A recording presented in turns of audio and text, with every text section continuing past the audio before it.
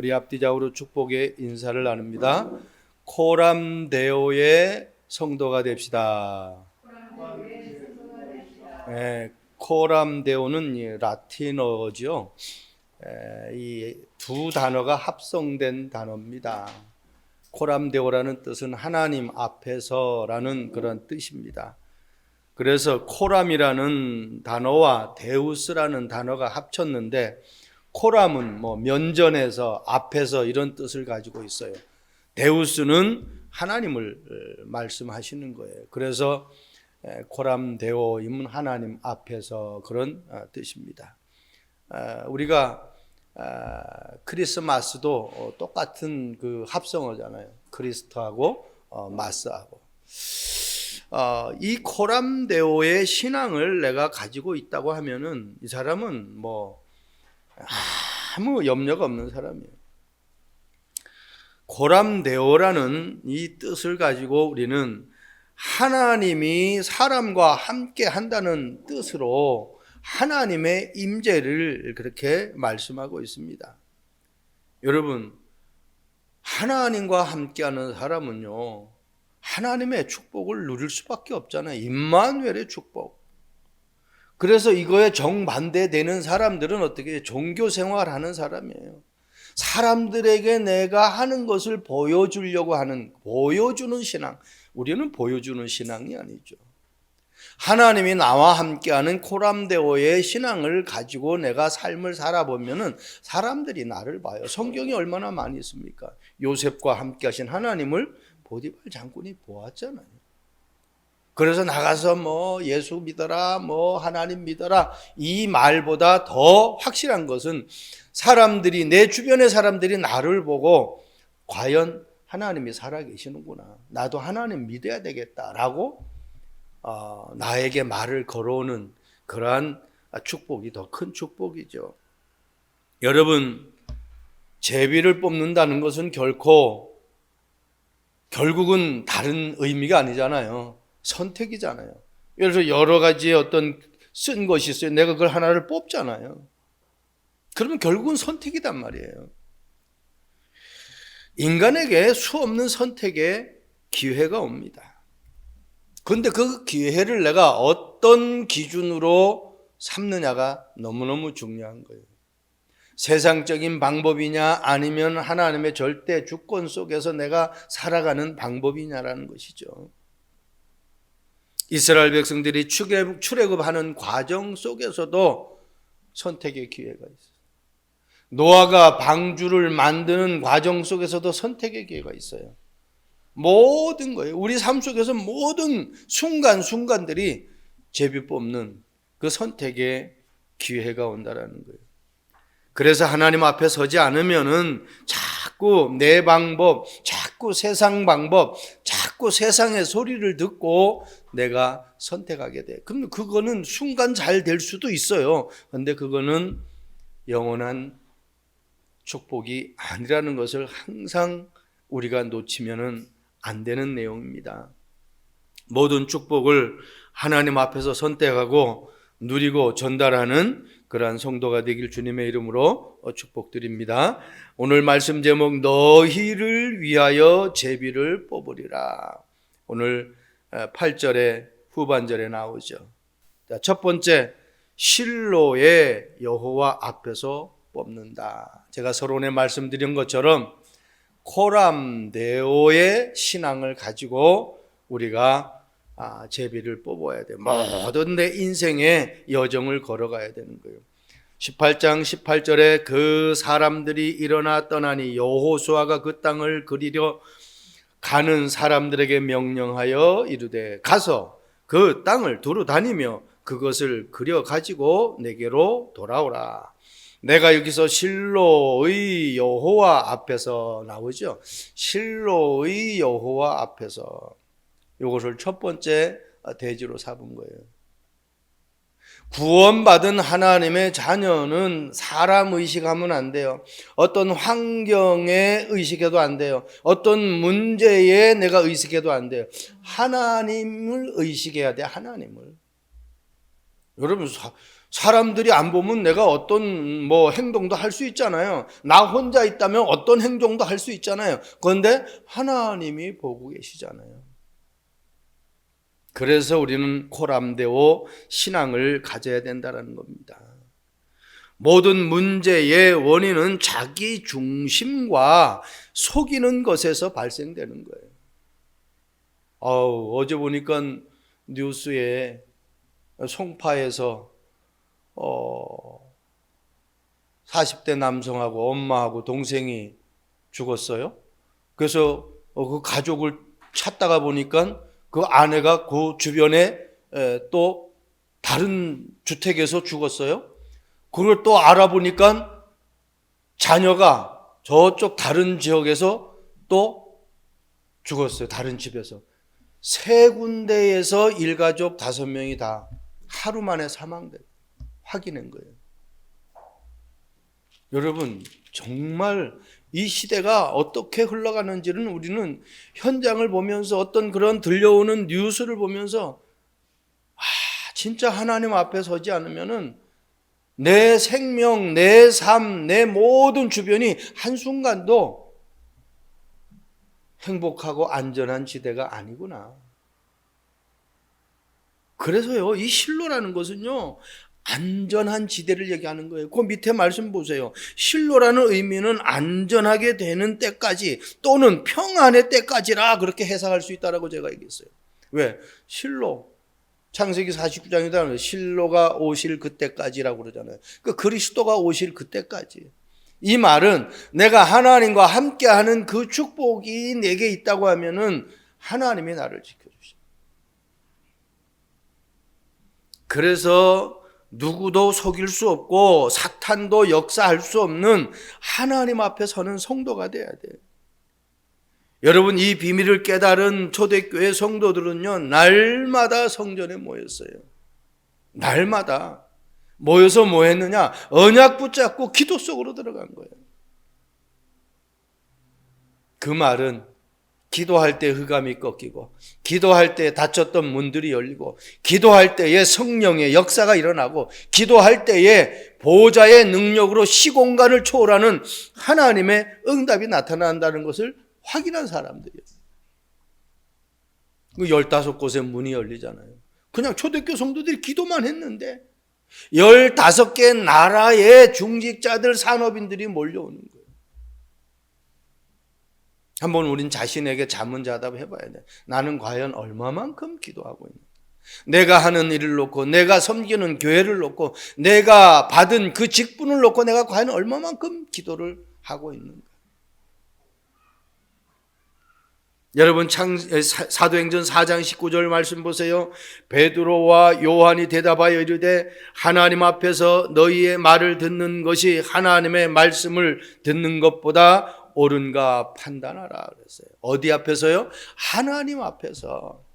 지금 베드로와 요한이 성전에 올라갈 때에 안전뱅이를 보고 그 안전뱅이에게 은과 금은 내게 없거니와 내게 있는 이것을 네게 주노니 나사렛 예수 그리스도 이름으로 일어나 걸으라고 그렇게 선포했어요. 그랬더니 손을 잡았더니 안전뱅이가 벌떡 일어나는 거예요. 이 사건 때문에 지금 베드로와 요한이 잡혀간 거예요. 유대교 지도자들 앞에서 지금 하는 이야기입니다. 안전뱅이 일으킨 그 사건을 놓고 뭐라고 하느냐, 유대교 지도자들이. 예수의 이름을 말하지도 말라는 거예요. 그리고 가르치지도 말라는 거예요. 그 질문 앞에, 그 명령 앞에 베드로가 선포한 거예요. 하나님의 말씀을 듣는 것보다 너희들의 말을 듣는 게 옳은가 판단하라는 거예요. 여러분, 하나님 앞에 서면은요, 하나님이 기뻐하는 고백이 나올 수밖에 없죠. 렘넌트 7명 우리가 늘 얘기하잖아요.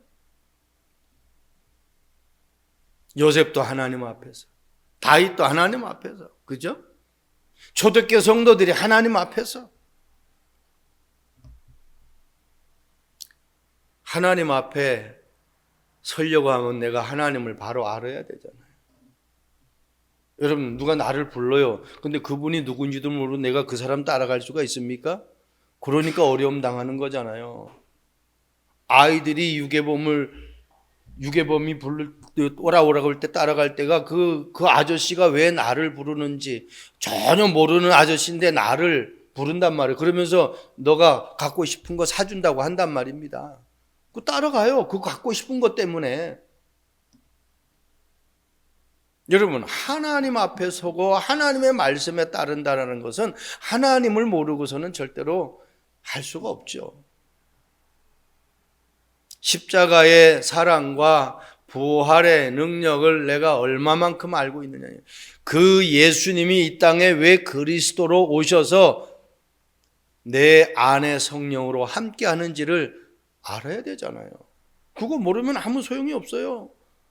음식점에 갔는데 그 음식을 먹어보고 맛이 있을 때 내가 야, 그 집 맛있다라고 얘기하지 안 먹어보고 맛있다라고는 얘기할 수 없잖아요. 성령의 역사는 그냥 역사가 아니에요. 상상할 수 없는 역사예요. 보좌의 능력은 시공간을 초월한다니까. 그래서 그분은 내가 곧 길이요 진리요 생명이라고 말씀합니다. 하나님 앞에 서면은 하나님 말씀 따라가면은 내가 가는 걸음걸음이 정확한 거예요. 하나님의 인도예요. 그러니까 요셉이 노예로 갔지만은 그게 노예가 아니야. 하나님이 인도하신 현장이라는 것을 정확하게 깨달아 버린 거예요. 그러니까 원망 불평이 안 나오죠. 내가 하는 일도 마찬가지입니다. 우리가 잘 될 때도 있고 안 될 때도 있잖아요. 잘 될 때는 좋고 안 될 때는 안 좋고, 그거는 지금 내가 코람데오라는 이 신앙을 놓치고 있는 거예요. 그럼 베드로가 사도행전 4장 12절에 다른 이로서는 구원을 얻을 수 없나니, 조금 제가 변형해서 얘기하면은 다른 이로서는 축복을 받을 수 없나니, 이렇게 하면 좀 더 마음에 더 와 닿겠죠. 베드로는 뭐라고 그랬어요? 다른 이로서는 구원을 얻을 수 없다는 거예요. 구원 속의 축복도, 구원 속에도 능력도, 구원 속에도 내 미래도, 구원 속에도 내 자녀가, 구원 속에서 내 모든 가정 삶이 다 포함되어 있다는 거예요. 그래서 모세가 출애굽할 때 이스라엘 백성들이 불평원망할 때 너희는 가만히 서서 오늘 여호와께서 너희를 구원하는 그것을 보라고 선포하는 겁니다. 구원이라는 단어 안에 모든 것 다 있습니다. 그래서 하나님을 바로 내가 알아야 돼. 그러면 그분 앞에 서게 돼 있어요. 두 번째입니다. 그 땅을 그려 온 대로 제비를 뽑습니다. 하나님 앞에 서는 그 믿음대로 하나님은 제비를 뽑아요. 그리고 그 땅을 그려온 대로 제비를 뽑아요. 이 뭐예요? 믿음과 실천의 신앙대로 제비를 뽑습니다. 여러분, 생각하는 것은요, 우리가 내 삶 속에서 그리게 돼 있어요. 생각하는 것은 내 삶 속에서 어떻게 자꾸 도전하려고 그러고 실천하게 돼 있어요. 그래서 내 생각이 어떤 곳으로 각인 뿌리 체질되었느냐가 너무너무 중요한 거예요. 이스라엘 백성들 보세요. 400년간 노예 생활했잖아요. 근데 그들의 삶 속에서는 늘 무슨 근성? 얻어먹는 근성. 그들의 마음 속에는 늘 불안한 근성이 있어요. 늘 염려되는 근성이 있어요. 그거 뽑아내야 돼요. 그러니까 하나님이 이스라엘 백성들을 자기들이 계획해서 지금 출애굽하는 게 아니잖아요. 하나님의 계획 속에 출애굽을 하는 거 아니에요. 그럼 하나님이 죽이려고 이스라엘 백성들을 끄집어냈겠느냐는 거예요. 분명히 쩍과 꿀이 흐르는 가나안 땅으로 인도하신다고 약속하셨잖아요. 그럼 그걸 믿으면은 별 문제가 없는데 안 믿는 거예요. 왜? 400년 노예 생활의 그 삶이 그대로 각인 뿌리 체질이 되어버렸어요. 우리의 삶 속에서 안 되는 생각을 많이 한 사람은요, 그게 늘 문제 사건 속에서 어떤 일을 도전할 때 그게 먼저 떠오르는 거예요. 그거 빨리 뽑아내야 돼요.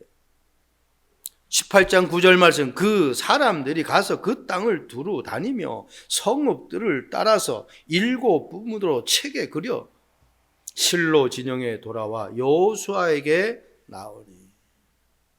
그대로 말씀한 그대로.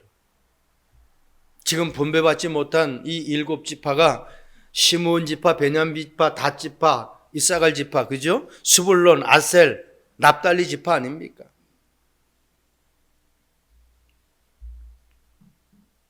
여리고성을 무너뜨리는 방법을 보세요. 믿음이잖아요, 결국은. 하나님의 언약을 내가 어떻게 믿느냐는 거예요. 100% 믿느냐, 99% 믿느냐, 아니면 99.9% 믿느냐. 0.01%안 믿어도 그 0.01%가 99.99%를 다 무색해 할 수 있는 거예요. 그 사단의 역사가 그만큼 무서운 거예요. 여러분, 가나안 땅 7부분 책에 그려서 실로 진영에 가져왔다고 그랬어요. 말씀에 근거해서 분석하면요, 그것이 최고의 참된 분석이에요. 내 생각대로 분석하면 안 됩니다. 내 생각대로 그림을 그리면 안 돼요. 그래서 우리가 이 5가지 언약을 얘기할 때에 커버넌트를 얘기하고 있잖아요. 언약이잖아요. 그 언약의 근거에서 비전을 가져야 돼. 그러니까 하나님이 주시는 비전이 있어야 된다는 거예요. 그 비전은 언약에 근거한, 말씀에 근거한 그 2개에서 드림이 나와야 된다는 거예요. 꿈이 나와야 된다는 거예요.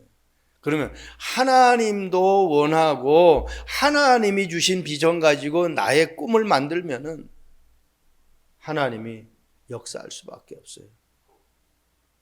그러니까 하나님의 형상인 이미지가 그려줄 수밖에 없잖아요. 하나님의 형상인 하나님의 자녀된 축복이 그대로 회복되어지는 거예요. 그것 가지고 작품을 만드니까 영원한 작품이고 후대에 남길 작품이고 사람들에게 기념비 될 만한 작품이 되어지는 거예요. 히브리서 11장 1절 말씀 보세요. 믿음은 바라는 것들의 실상이요 보이지 않는 것들의 증거니. 믿음은 뭐라고요? 바라는 것들의 실상. 그러니까 어떤 믿음이냐가 중요하잖아요.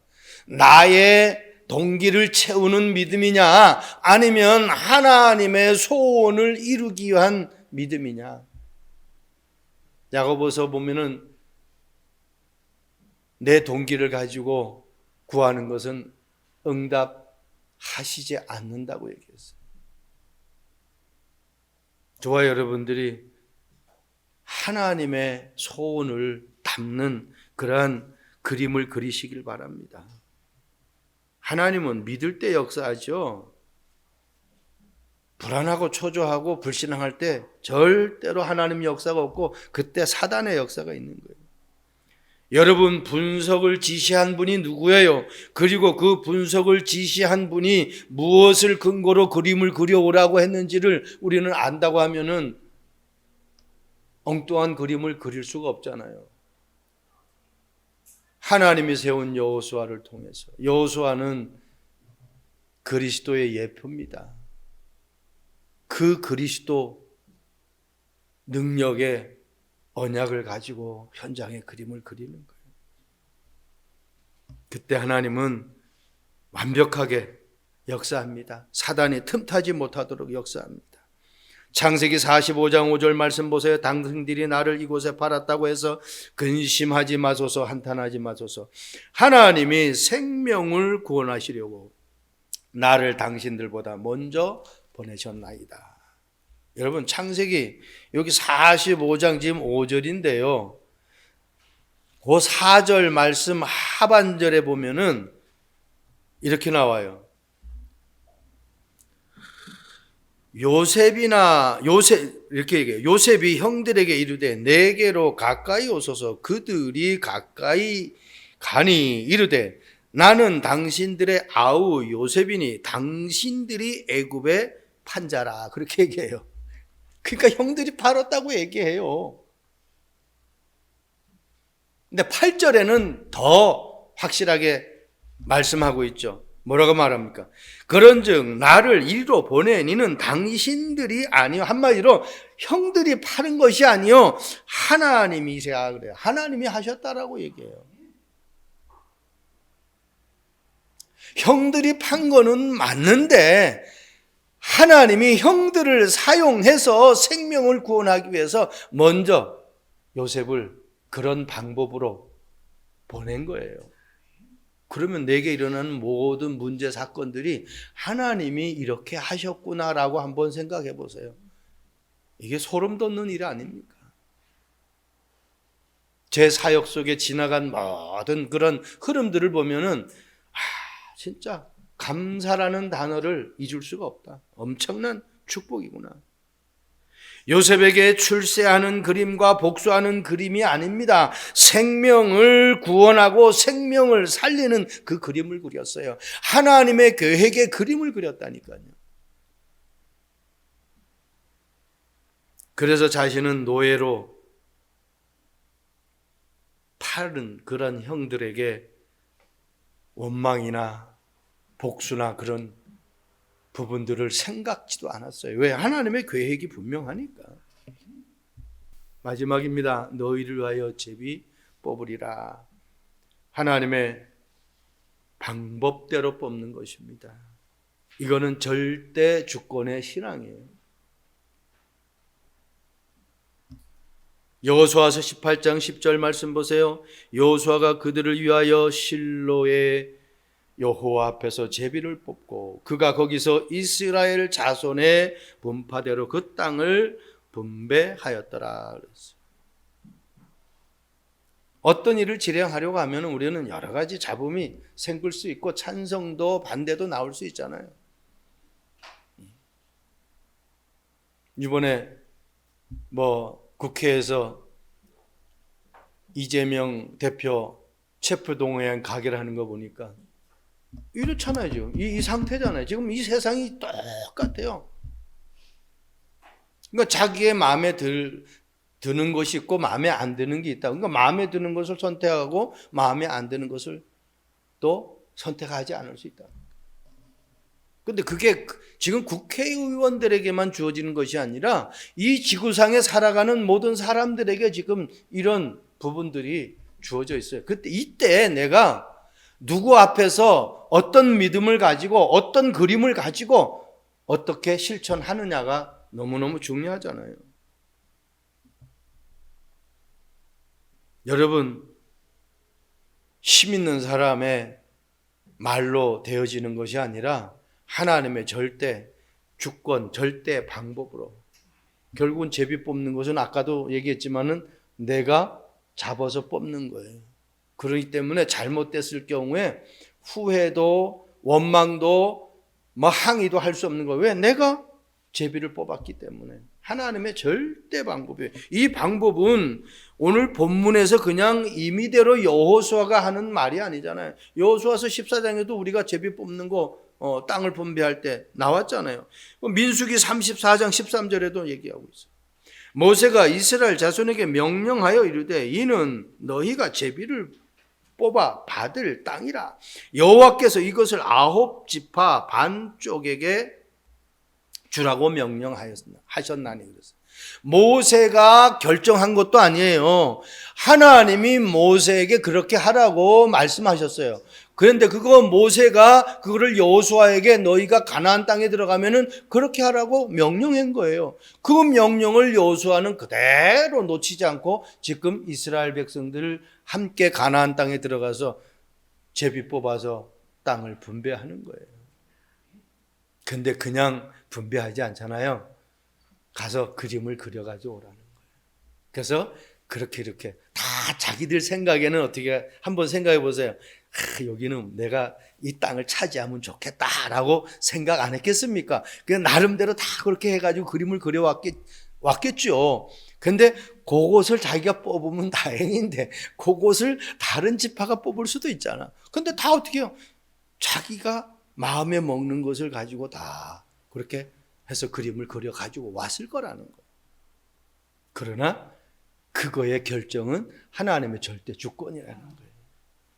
여러분, 어느 남녀가 결혼해서 행복하지 않게 살기를 원하는 남녀가 어디 있어요? 다 행복하게 살지. 어느 사업하는 사람이 내가 이 사업을 시작할 때 축복받기를 위해서 사업하지 망하기 위해서 사업하는 사람이 어디 있겠느냐는 거예요. 그런데 그게 그렇게 되는 게 아니잖아요. 그렇다면 한번 잘 이걸 말씀을 적용해서 보란 말이에요. 내가 하나님 앞에서 정말 양심껏 하나님이 하시는 말씀대로 내가 하고 있는가? 그리고 내가 그리는 그 그림이 정말 믿음으로 실천할 수 있는 그림인가? 그리고 내가 하나님의 절대 주권 속에서 내가 모든 삶을 결정하고 따라가느냐 말이에요. 잠언서 16장 33절 제비는 사람이 뽑으나 모든 일을 작정하시기는 여호와께 있느니라. 저는 이 말씀이 얼마나 마음에 와닿냐. 제비는 사람이 뽑아요. 근데 모든 일을 작정하기는 누가 한다고? 여호와께서. 잠언서 또 그런 말씀 있잖아요. 우리가 모든 계획을 세우나 그 계획을 이루시는 분은 하나님이시라고 그랬어요. 아무리 좋은 계획을 세워도요, 하나님이에요. 우리가 많은 기도, 많은 계획을 가지고 내가 있다고 해서 그게 그대로 되어지는 게 아니에요. 하나님이 이루어 주셔야만 되는 거예요. 이 지구상에서 모든 게 다 변해도 변하지 않는 것 5가지가 있습니다. 그게 뭔지 압니까? 절대 주권이에요. 그리고 절대 계획이에요. 그리고 절대 언약입니다. 그리고 절대 여정이에요. 절대 주권 속에서, 절대 계획 속에서, 절대 언약 속에서 내가 걸어가는 여정이라는 겁니다. 그리고 마지막이에요. 절대 목표예요. 이 5가지는 이 지구상의 모든 게 다 변해도 그건 변하지 않는다니까. 요셉이 웅덩이에 빠졌는데 요셉이 빠진 웅덩이에 물이 있어야 되는데 물이 없었다라고 기록하고 있잖아요. 그게 하나님의 절대 주권 속에 있는 사람이라는 겁니다. 물이 있어야 되는데 물이 없어. 물이 없었다라는 것은 반드시 물이 있어야 되는데 물이 없은 거예요. 왜? 요셉이 죽으면 안 되니까. 왜? 해와 달과 11별의 언약을 성취시킬 주인공이 요셉이기 때문에. 저와 여러분들이 언약 놓치면 안 돼요. 절대로. 다른 건 다 놓쳐도 변하지 않는 이 5가지, 절대 주권, 절대 계획, 절대 언약, 절대 여정, 절대 목표. 왜 나를 부르셨단 말이에요? 하나님이 절대 목표를 이루기 위해서. 어떤 사람이 큰 병에 걸려가지고 많은 걱정 속에 있을 때에 용한 의원이 있다 해서 그 용한 의원을 찾아갔어요. 그랬더니 그 의원이 3년 묵은 쑥을 다려 먹어야 한다. 그래야 당신 병이 난다. 이 사람이요, 그 쑥을 찾으려고 온 집안을 다 뒤졌어요. 그리고 온 동네를 다 다니면서 3년 묵은 쑥을 찾았어요. 없어요.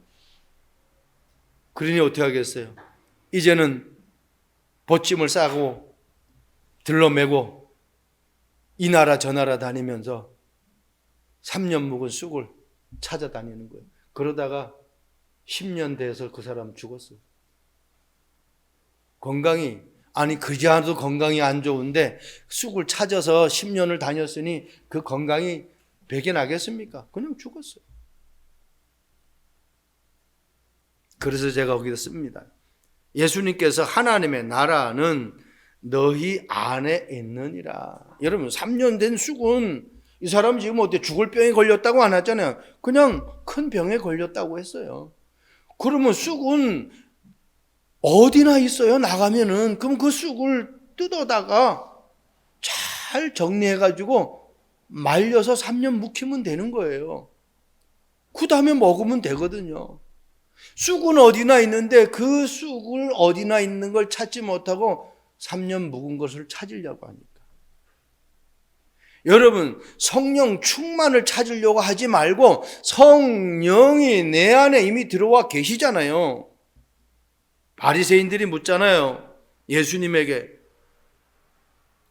누가복음 17장 20절에 바리새인들이 하나님 나라가 어느 때 임하니까 묻거늘 예수께서 대답하여 이르시되 하나님의 나라는 볼 수 있게 임하는 것이 아니요 또 여기 있다 저기 있다고 못하리니 하나님의 나라는 너희 안에 있느니라 그랬어요. 마태복음 12장에 또 말씀하고 있잖아요. 성령을 힘입어 귀신을 쫓아내었다면 이미 너희에게 하나님의 나라가 임하였느니라 그렇게 얘기했잖아요. 귀신을 쫓아낼 수 있는 것은 세상 방법으로 육신의 방법으로 안 된다는 거예요. 성령의 능력으로만 가능하다는 거예요. 그러면 귀신을 쫓아냈다는 것은 이미 내게 성령의 능력이 있는 거 그것 가지고 사용해서 쫓아냈으니까 하나님의 나라가 임했다는 거예요. 찬송가도 있잖아요. 주 예수 계신 곳이 그 어디나 하늘나라. 그러니까요, 이 사람이 3년 묵은 쑥을 그냥 찾으려고 오만 데 다 다니는 거예요. 여러분, 구원받은 하나님의 자녀가 하나님의 나라를 찾으려고 막 여기저기로, 그래서 옛날에 저도 복음 못 깨달았을 때는요, 이 기도원 저 기도원 막 그냥 막 부흥집회하는 곳에 찾아다니면서 은혜 받으려고. 이미 내 안에 예수 그리스도를 영접하는 순간 성령이 함께하고 하나님의 나라가 임했는데, 지금 예수님이 그렇게 말씀하고 있는 거예요. 하나님의 나라를 찾는다고 여기저기 헤매지 말라고 말씀하는 거예요. 하나님의 나라는 우리 안에 있는 것이다. 이번 한 주간 저 여러분들은 내 안에 임한 하나님의 나라 보세요. 지금 이스라엘 자손들이 7지파가 이미 가나안 땅에 다 들어갔잖아요. 12지파가 가나안 땅에 다 들어갔어요. 이미 어떻게? 하나님의 나라가 주어졌어요. 그것을 다스리고 정복하지 못하는 거예요. 왜? 가나안 족속이 강하다는 것을 머릿속에서 지워버리지 못하는 거예요. 하나님이 다 쫓아낸다고 그랬는데, 그럼 자기에게 주어진 걸 가서 하나님의 능력으로 하면 되는데 그걸 못해요.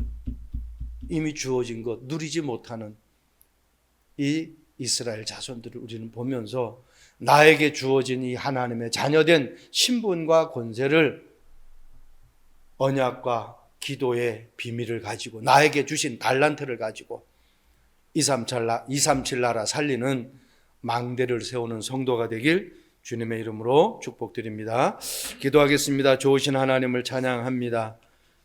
너희를 위하여 제비를 뽑으리라고 약속하셨사오니 이 하나님의 약속이 하나님 앞에서 서는 약속이 되게 하시고 믿음의 그림을 그려 실천하는 삶이 되게 하옵시고 하나님의 절대 주권을 가진 신앙으로 모든 선택을 할 수 있도록 성령께서 역사해 주옵소서.